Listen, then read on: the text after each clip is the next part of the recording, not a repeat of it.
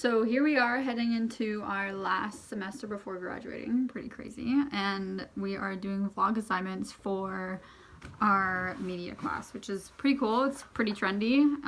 We focused on the hall video for the first week of class, and he was basically the pioneer in the cultural studies, and he focuses on the encoding and decoding of what the message is for the reader.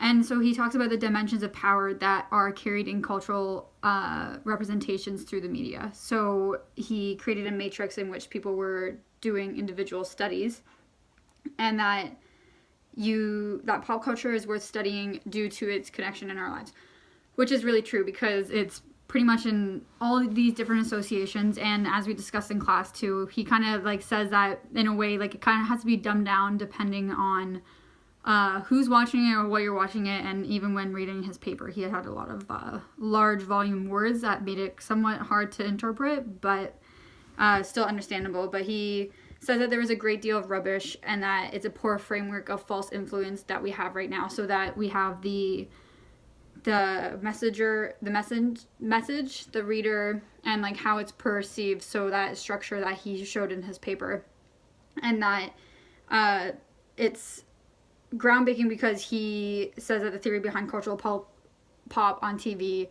is important for, like, no matter what our message is, it always comes down to what the person who's perceiving it is going to retrieve it as. So if they have cultural experiences, they're more likely to perceive the message in the way that you want them to, but if they don't, then their message could be completely different of what you're trying to portray to them.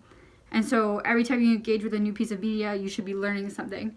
And he's saying that we should be learning something new in these cultural appropriations, and that we're failing to do so in a good way with media.